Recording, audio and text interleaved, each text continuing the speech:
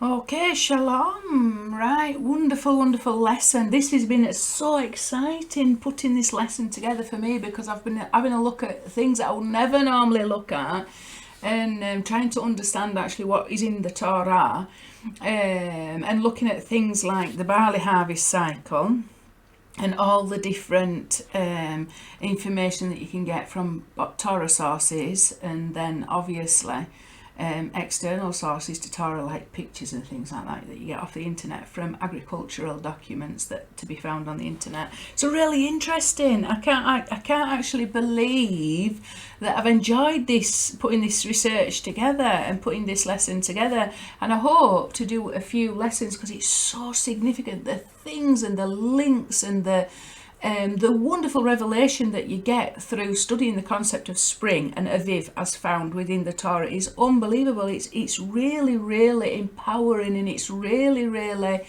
encouraging, to remember that we are entering, we're drawing close at this time to that time of redemption, the spring. It's all wonderful concepts.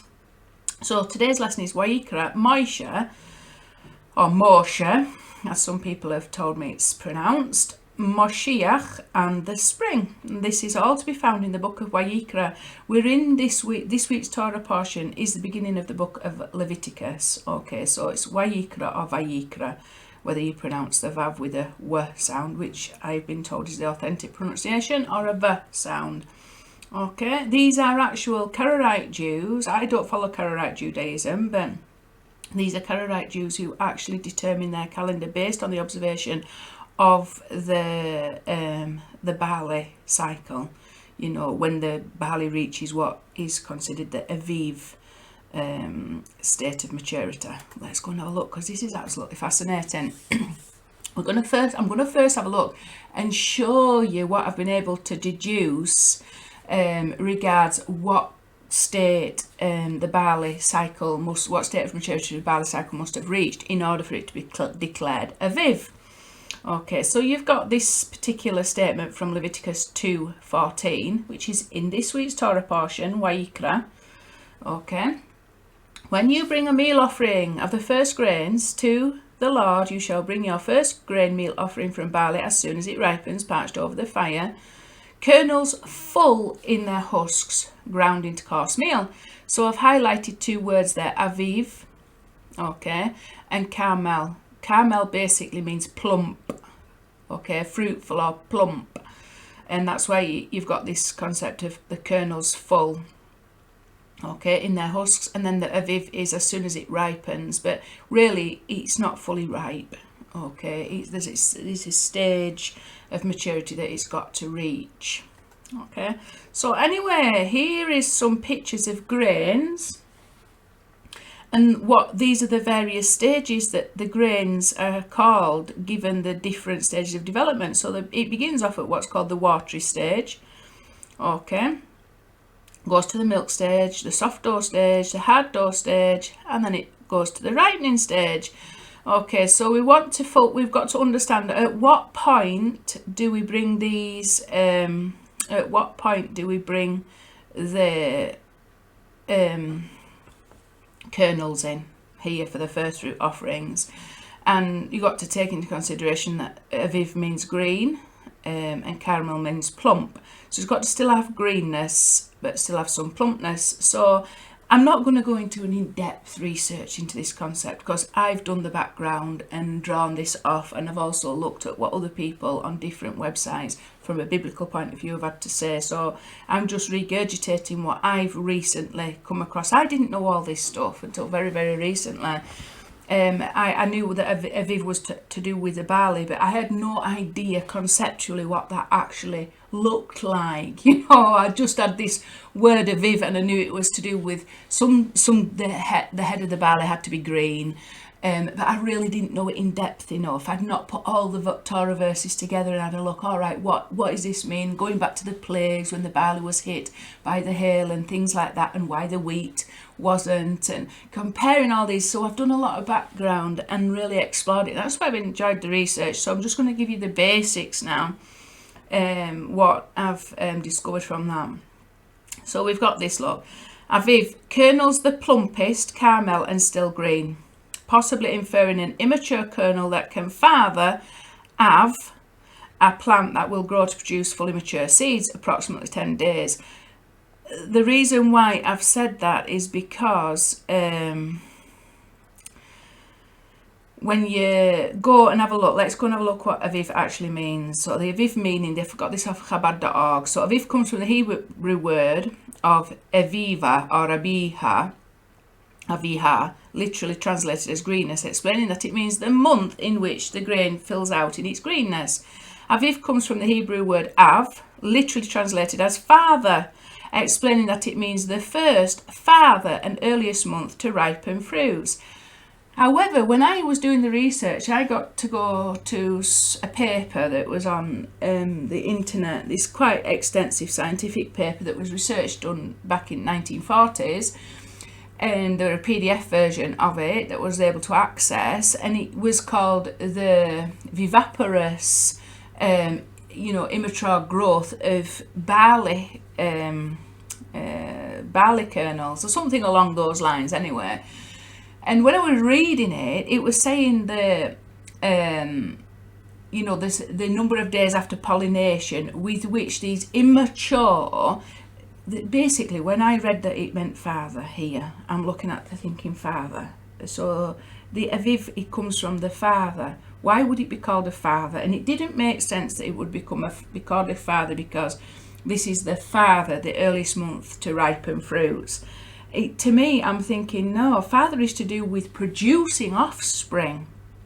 Okay, so if Aviv means father, then it must have reached a specific capacity with which it can then produce offspring. This wasn't a satisfactory reason why Aviv would be called father. The only satisfactory answer to me would be if the Aviv means that it has reached a potential to actually produce plants. And when I was looking at immature plants, barley grown from immature seeds, and then I came across this particular research paper going back to 1949, I think it was, something like that. And then it said in there that the kernel can reach a place of maturity where it can grow plants from that particular kernel 10 days after pollination. So when the grain has grown for 10 days, it is able to, not consistently, but it has reached a place where it's able to actually produce offspring, produce a plant that then will grow on to produce fully mature seeds. Okay, so it's got the potential to be a father, in other words. It has at 10 days, that's kind of it says between 9 and 10 days. So it's reached this potential where it can actually father a plant that can then go on to develop. Even though it is an immature, very highly immature kernel itself, it will go on to produce sometimes plants that then can grow on to reach full maturity. And it says in another document I found this can occur in 3 out of 10 instances at that date. So obviously you mature a little bit further than that. Let's go back. So that would take us to 10 days is roughly this stage here, the end of the milk stage. So it's still green. It's got, then by the end of this stage, it's got the potential to be an Av. But it's got that, it fulfills the Av, but it doesn't fulfill the caramel bit because it doesn't reach its full plumpness until the end of this stage here, which is called the soft dough stage. And that's reached at about 15 days after pollination. So this is about 5 days after pollination, 10 days. It's going up in stages of about 5 days. Okay, we'll come to that later. So it's all very interesting stuff. So this reaches its plumpness here because then, and also it's still slightly green. But once it starts to go to this stage, it loses its greenness and it's starting to shrink. It's starting to shrink and lose water content rapidly. Why? Because when you come to harvest grain, you don't want it full of water because it would rot, so obviously the water content's got to diminish in order for the grain to be stored. without causing problems. Okay, so taking all these into consideration, you would think that Aviv, this stage at least, has got to be attained, and it's got to be this stage, but obviously this is post Aviv. You know, the greenness has been lost at this stage. So as once the kernel reaches this stage, then you're allowed to declare the following month after that as the month of Aviv, which is now called the month of Nisan, and the beginning of the first of the months of the year. Okay, so it's all interesting stuff, because let's just go and have a look at this, where it says it meets the condition of Aviv there. If Aviv was meaning father, and I can't find any biblical sources where it would mean that, but I mean, it's just, to me, it's just logical that if it's going to call a specific stage of development Aviv, and that means father, then it's got to have reached a certain stage of maturity where it could actually be a father. I hope you understand, but like I say, I've no biblical sources for that other than the meaning of Aviv means father. Okay, but like I say, in the research, that was my first thought when I read what the meaning of Aviv was. That was my very first thought, and that's how I led on to a research paper that confirmed that. But like I said, I haven't been able to find any biblical sources that Aviv means that it's reached a certain level of maturity where the plants could go on and be used to produce other plants. Okay, I haven't found that. Right, let's go and have a look at the next stage then, because this is even more interesting to me.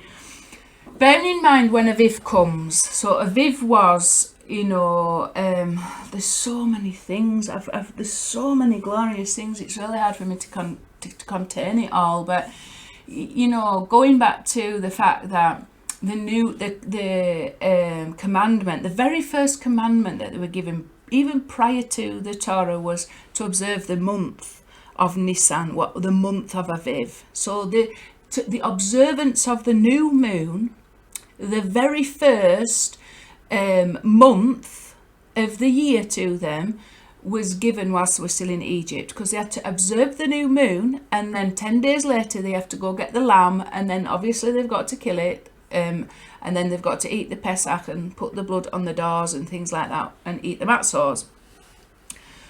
So it's a very, very critical commandment given to Bnei Yisrael whilst they're still in Egypt. You know, it's a preliminary commandment. So we can see how that's all linked up to this concept of spring, and all linked up to this concept of redemption, and all linked up to the concept of final redemption. And then, so we say, right, okay, so what determined then that first commandment? It's something to do with the cycle of the Barley, the Aviv.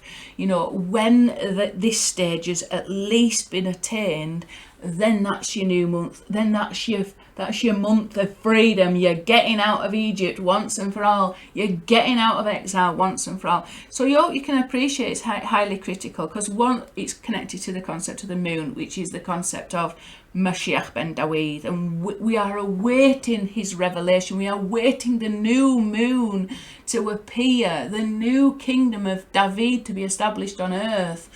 Again, you know, after this period of exile that we've all suffered in. So there's some wonderful things. In and amongst my research, on 2 separate occasions, I came across the fact that from pollination to complete maturity takes 26 days. I obviously found that there were variations to this, because the cycle under scientific test, you know, 1 year it's 26 days, the next year it's 27 days, and then obviously there's less favourable conditions, and it goes up to 31 days and things like that. So it does fluctuate, but twice in 2 scientific papers there was evidence that the cycle was 26 days. And that's the first one going back, the scientific paper going back to 1924, I found, and I'm pretty sure that that definitely 100% on one of the research papers that I read, it said that the cycle of the barley harvest from pollination to maturation is 26 days. So obviously 26, and all these things that we're talking about, you know, the concept of the Moshiach, and the concept of redemption. And then being related to 26, which is the gematria of the name Yod He Waw He. It makes a lot of sense to me. That something we're getting communicated something to us, even through the natural cycle of the barley harvest. It's very, very significant. It's communicating to something of importance, and also the fact that it's split into 5 specific stages, and these are basically intervals of roughly 5 days each. So let's go and have a look at what I deduced. So 26 days from pollination to maturity approximately, and like I say, there's different conditions, and obviously the introduction of different fertilizers and other processes alter that, but so we stick with 26 days. That was the very first scientific information that I got regarding this period of time. It stated it was 26 days, and I've since found much more modern scientific evidence to say that the cycle can be 26 days as well. So we've got this first stage. So that means if there's 5 stages in total, approximately each stage is a 5-day period. So 5.2 days per stage. Okay, which adds up to what it says, definitely. All the even modern scientific, I watched, there was a university website and it listed it. It was really a very good university website, the development of the barley kernel, and it definitely mentioned the timings that I am going to put up. This coincides with the timings that you can get off the scientific papers and scientific information and websites. Okay. So 5.1 days, the first stage. Okay, stage 1. If we take the 5.2 and multiply it by 10, okay, it comes to 52, which is the ordinal of Moshiach. So basically, this is the seed that we are wanting to develop within us. Okay, so it's pointing at this particular concept of Mashiach, and we know through my teachings the importance of this, because it's through the Mashiach that we see the light of Yod He Waw He. Okay, and ultimately we've got to develop within ourselves that spark of Mashiach, our own spark of Mashiach, because through that spark of Mashiach developed within ourselves, we are able to illuminate within ourselves, with every thought, word and deed that we do, the very name of Yod He Waw He. We imitate his name, and it's through arousing that spark of Mashiach within us. So this is something that we have got to have, that seed within us planted, and it's got to go on to full maturation. So the 5.2 first stage, watery stage, and bearing in mind water is synonymous with Torah and Chesed. It's an act of kindness that we have this potential. So then the next stage, it would be 10.4, this milk stage, where starch is starting to fill within the kernel, and hence turning it from watery into a more milky colour. It's still very watery, however, very, very soft. So that occurs at about 10.4 days based on this approximation. That's stage 2. 10.4 multiplied by 10 is 104, and that's the ordinal gematria of he has surely been torn to pieces. Ach trof trof. Okay, ach trof trof. He has surely been torn to pieces, and this is Yaakov speaking about Yosef. So we've got this concept of the Mashiach, this seed that's been firmly planted, but then we've got this next stage where the concept of Mashiach is gone into exile, hasn't it? And it's for us to determine, to transform this reality where we are believing that the Moshiach Ben Yosef has died, Yosef is dead, and Yaakov is believing Yosef is dead. And all my teachings, I go on about this concept all the time. You know, Moshiach Ben Yosef in a state of exile with us, suffering, in order to develop with us, in order to bring out the lost holy sparks that are trapped within this exile, and in order for us to develop the concept of Mashiach within us, and to develop the name of Yod He Waw He within us, based on the truth the Od Yosef Chai. So we're all going to exile, and we're all subject to the lies of exile, and we're all subject to lies regarding the concept of Moshiach. We've inherited these lies, and yet through the truth that is revealed in the Torah, which is the mind of God, we can gain an understanding of what's called the Moshiach of Yod He Waw He. And then through that we can develop our understanding of Moshiach, and that should help us to develop and mature within ourselves, spiritually mature. And as we spiritually mature, we gain proximity to the name Yod He Waw He, and in that gaining proximity, we're also able to more clearly imitate the name Yod He Waw He in thought, word and deed. Okay, so we've got this preliminary stage, this stage 3, this stage here, where it appears that the Moshiach is no more, or Yosef is no more, it's torn to pieces, but it's a necessary evil if you want to put it that way. And then we reach the next stage, which is called the soft door stage, and this is when, as far as I can understand biblically, and I've also come across, there are other biblical texts that point to this. Well, actually they say somewhere in between this is the Aviv, but I would say that this stage is the Aviv stage really. So at 15.6 days it's state 3, so it's 3 times 5.2, 15.6. So if you multiply that by 10, we get 156, we get Yosef. This is the Carmel stage, the plum kernels.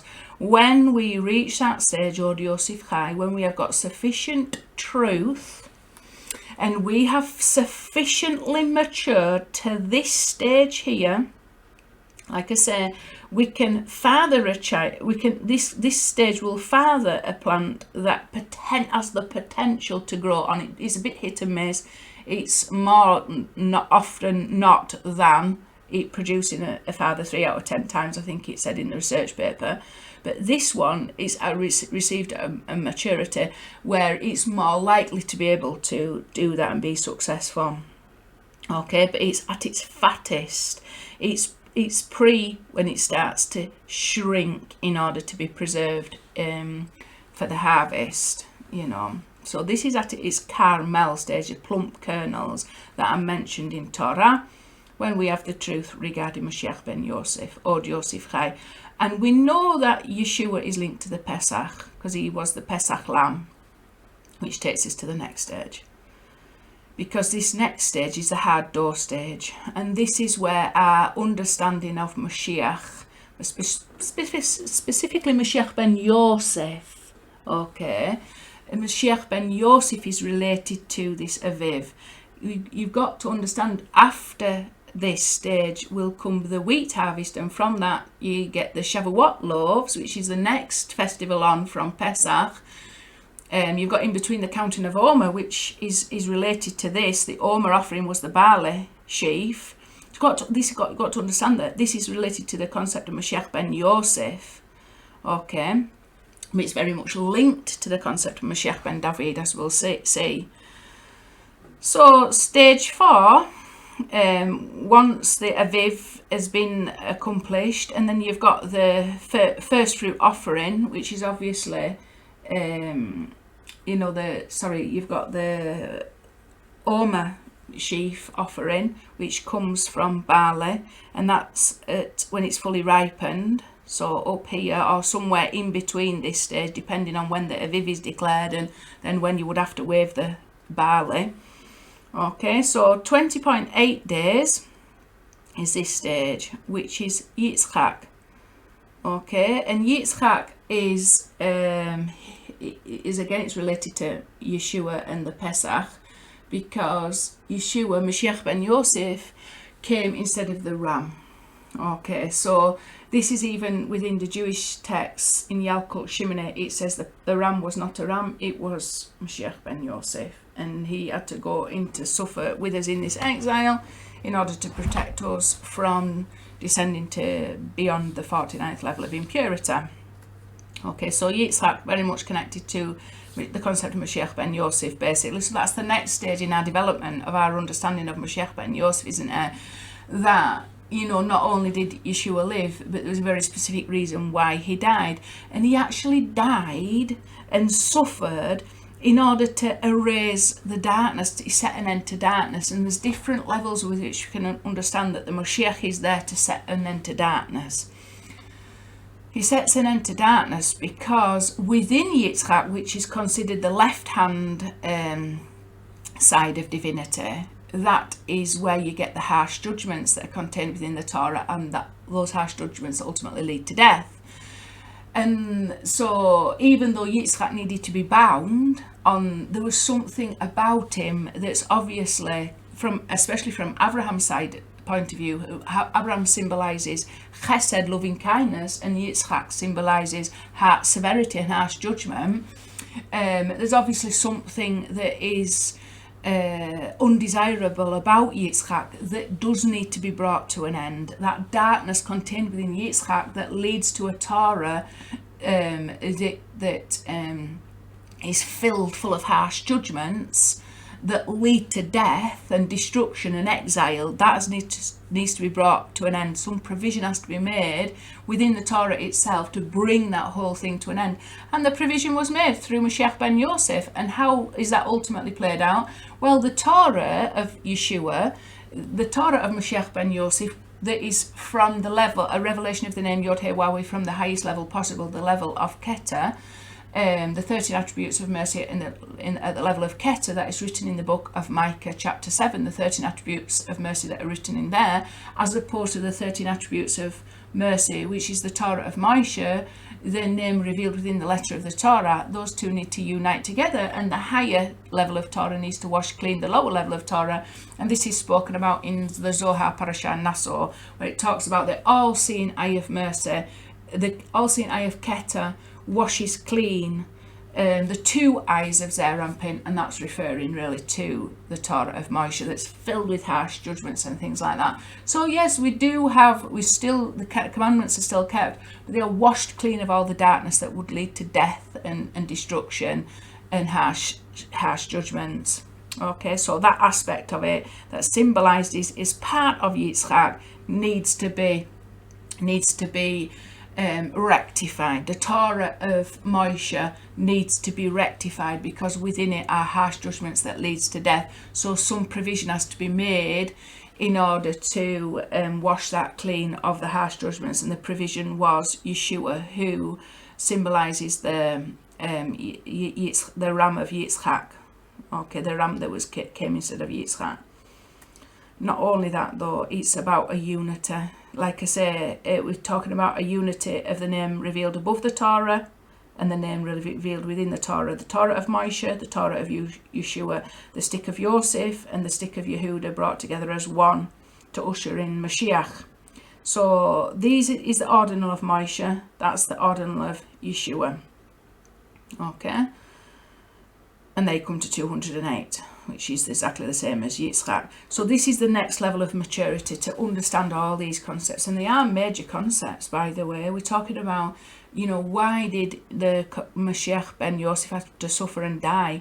Well, he had to suffer and die for different reasons. One or two aspects of our faith that needed truly rectifying: our faith in the Mashiach, not just the Mashiach of our own minds, but the Mashiach that is revealed in the Torah, and our faith in the resurrection of the dead.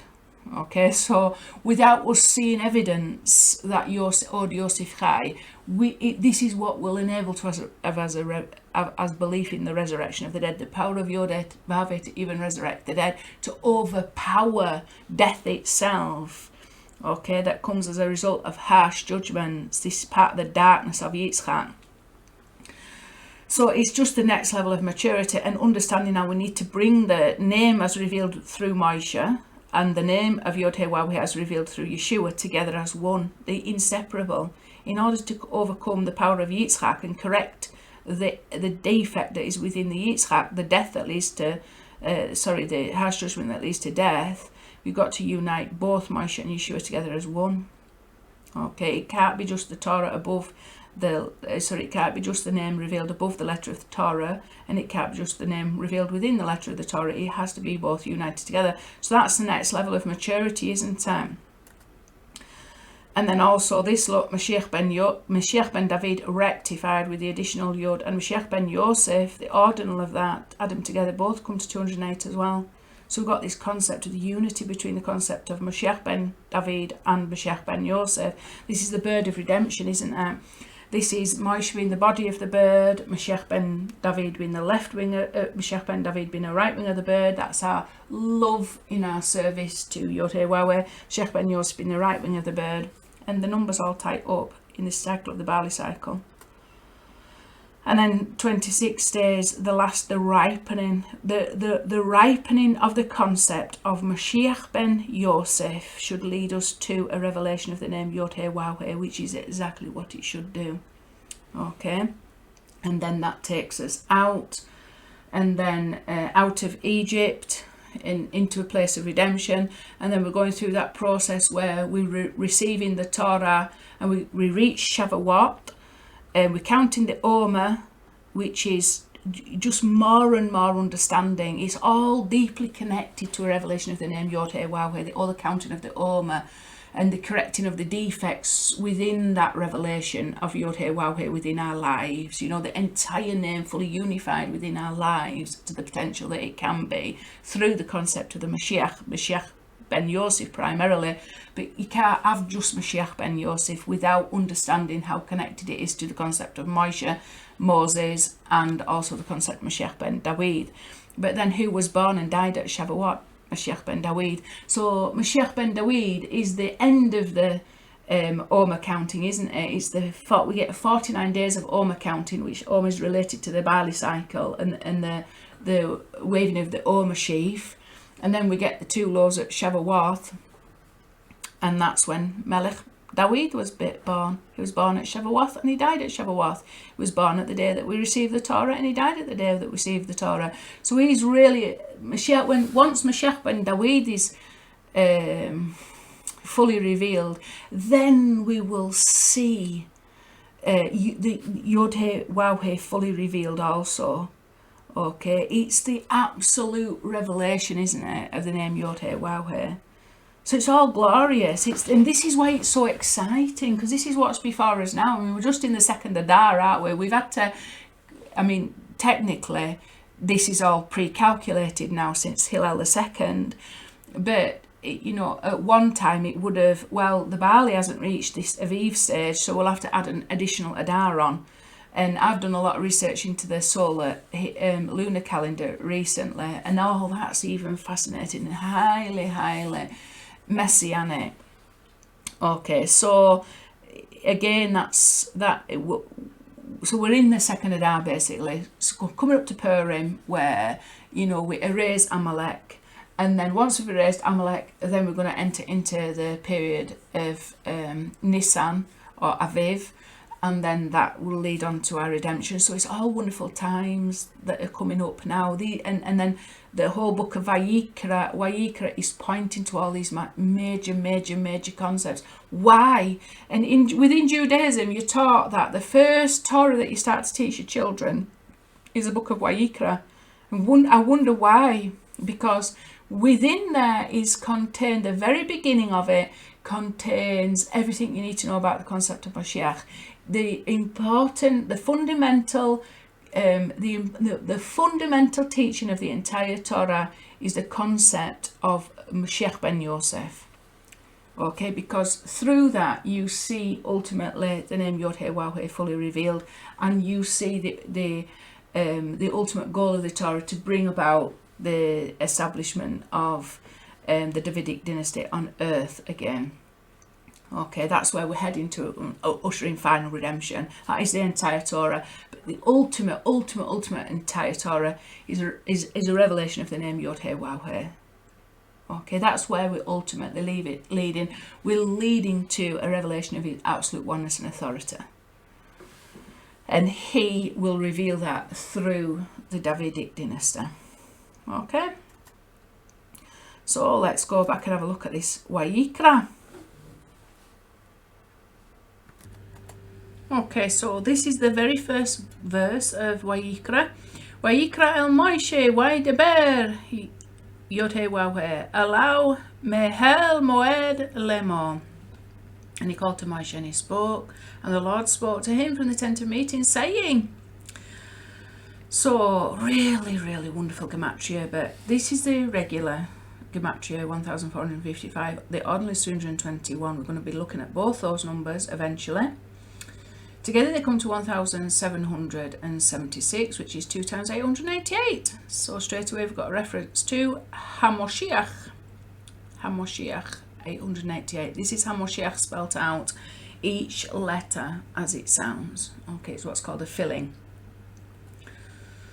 So we've got, this is how it's written in the Torah, and I've pointed this out in previous lessons, but as you can see the letter Aleph is diminished, and there's all kinds of reasons which suggest why it's diminished, and it's to do with the humility of Moshe. Moshe humbled himself. However, it also indicates the state of Moshiach in exile, how he's diminished, and the truth about him is not fully revealed. We have inherited lies, and it's for us to find the truth regarding the concept of Mashiach. And obviously Moshe is the first primary concept of the Mashiach. Okay, so this word Vayikra will eventually become Vayikra with an Aleph Gadol, and I've gone over this teaching many times, but I have actually added a couple of things to it this time. So Vayikra will eventually become Vayikra with an Aleph Gadol. So that means that the Aleph can be, it's the first Aleph, it's the first number of the Aleph bet, so its gematria is 1, but it's also got a gematria of 1,000, because Aleph does mean 1,000. The word Aleph means 1,000. So eventually this little tiny diminished Aleph will become the Aleph Gadol.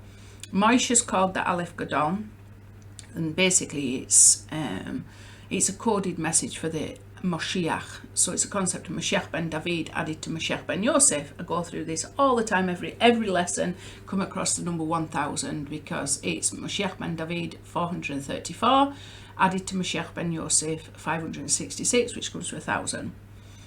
So ultimately, when this becomes 1,000, this first part is 316, so it will become 1,316. Okay, and we've got there the 1,000 is Moshiach Ben David plus Moshiach Ben Yosef. So the 316 of Vayikra is the concept of Moshiach Ben Yosef, diminished and suffering with us in exile. So this is the third stage, the Aviv, if you like, isn't it? Okay, and we want to get, no, that's the milky stage, this is the Aviv stage, and this is the full maturity, isn't it? We want to get there if we can. So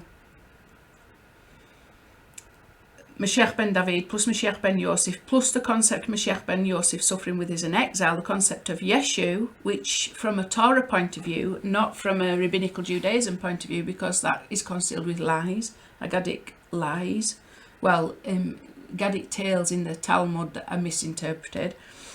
Okay, 1,316 comes 2 times 658, very significant number. Why? Because the luminaries, which are synonymous with Moshiach Ben Yosef, Moshiach Ben David, the concept of the Mashiach, comes to, is written in the Torah without these two vavs. They're actually missing. It's what's called a defective spelling. We come across that loads.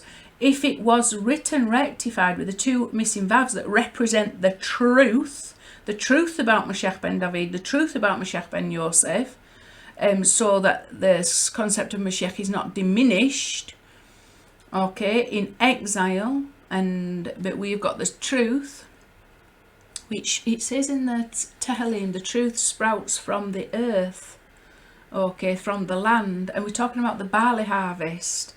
The barley harvest alone should reveal to us the truth, and everything that points to, the concept of the new moon, the concept of spring and the Pesach, and all the things that I've taught you about. The truth should sprout from the earth. Literally, the barley harvest reveals the truth about Moshiach Ben Yosef. And the concept of Moshiach, the whole counting of the Homer and the whole first fruit offerings, everything of that is indicating to us the concept of Moshiach, the luminaries that ultimately must be rectified with the truth, because we've got diminished concepts of Moshiach, because we've inherited the doctrines found within the religions of our birth, or the religions that we've converted to, and these contain errors. And we've all got a work to do to sort the light truth from the lie. So luminary is 658 plus 73 is 731. Moshiach plus Yeshua, 731. They are the luminaries that must be united together as one in order to reveal the truth. This is part of the stage of maturity, isn't it? That was the fourth stage of maturity. Once you've established the concept of Moshiach Ben Yosef and seen that come fully developed, the wheres and the whyfor, the what's and the who's, and the answered all the questions regarding Moshiach Ben Yosef, basically, we then reach the next level of maturity where we're understanding that Yeshua has come instead of Yitzchak, and this unity between Moshe and Yeshua erases the darkness that is inherent within Yitzchak, that is revealed in the Torah of Moshe, the harsh judgments, etc., and the darkness that must be brought an end to. Okay? And it's only when you unite those two together that is accomplished, and it's only when you unite those together can you reach that place of maturity where Ham Oroth become fully rectified and revealed. This is connected to this concept, Nikmath Dam. A lot of blood has been shed through not understanding the concept of Mashiach, because it's led to a lot of lies that create separation. Like from the Christians, they have killed a lot of Jews in the name of Yeshua because of their misunderstanding of who Yeshua was.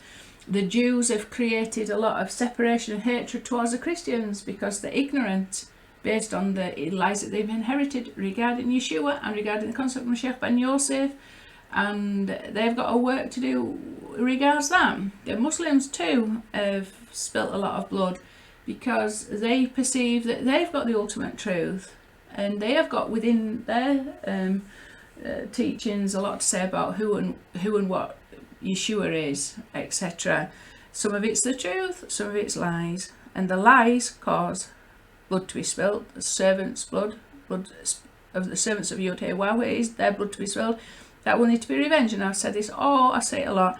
The only sufficient way to avenge that blood is through a revelation of the name Yod-Heh-Wah-Heh, because only when we have the name Yod-Heh-Wah-Heh revealed through the concept of Mashiach can we stop. We will unite as one, and we will stop killing each other based on our false understanding of Mashiach. That's what kills. That's what causes death and destruction. So we've got to revenge that blood, and the only sufficient way is through a revelation of the name Yod-Heh-Wah-Heh. That comes through a revelation of Mashiach, the Mashiach of Yod-Heh-Wah-Heh.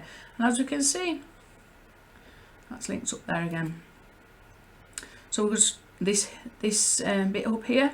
He made an end to darkness. He made an end to darkness. What darkness? The darkness that is found within the Torah of Moshe that leads to death and destruction and harsh punishment and exile. That needs washing clean with the Torah of Moshe, Torah of Moshiach Ben Yosef. Okay? And also the truth. So we've got two vavs missing.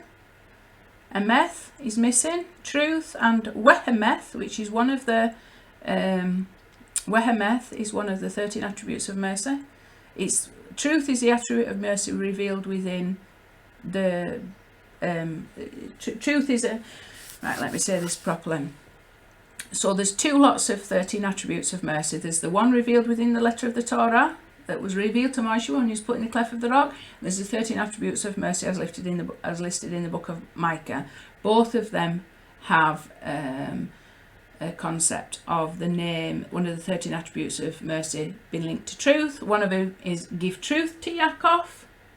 Okay, that's in the higher level. Give truth to Yaakov, Emeth to Yaakov. And then the other one is kindness and truth.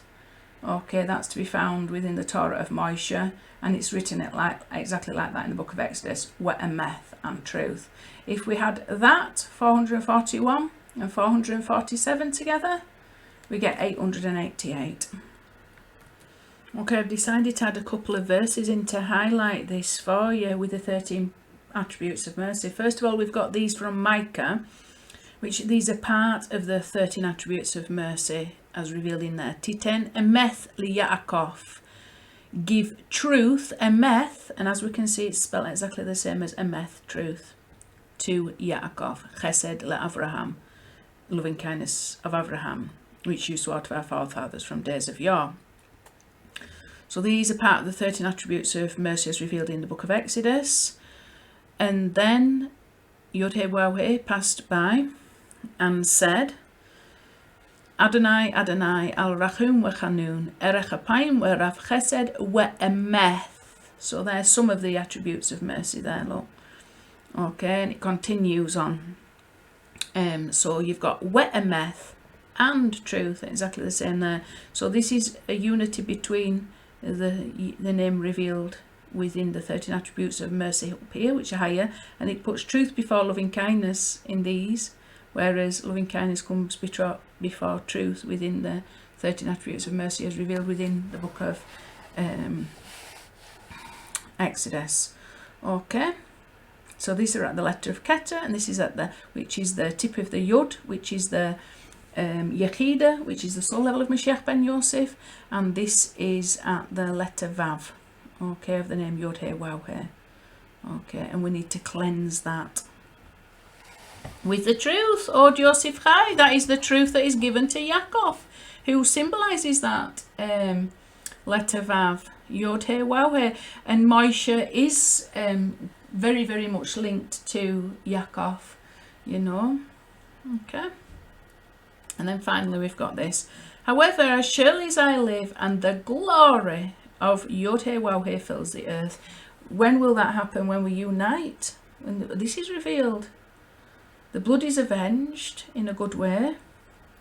We've got unity of all these concepts, and finally His glory will be revealed, that everything that's happened in the entire creation, what's happening in the Christianity, what's happening in the Edomite exile, what's happening with the Ishmaelites, the Muslim people, what's been happening with the Jewish people, and all the antagonism and all the blood spilt is for an ultimate purpose, and the lies we've inherited are so that we can do a work below to reveal the truth that sprouts from the earth, you know, i.e. look at the barley that also sprouts from the earth, that reveals the concept of Moshiach Ben Yosef. Okay, then we see the glory of Yod-Heh-Waw-Heh fills the entire earth, and there's nothing in this world that we can look at that we can point and say Yod-Heh-Waw-Heh's glory is not there, because there's no evil anymore. It's all we're looking through the eyes of the name Yod-Heh-Waw-Heh, and we're seeing that everything has had a purpose, everything has had a meaning, because everything has given us a work to do in order to be co-creators to bring about that final redemption. Okay, it's all utterly and absolutely glorious. I think we're going to start and look at this number now.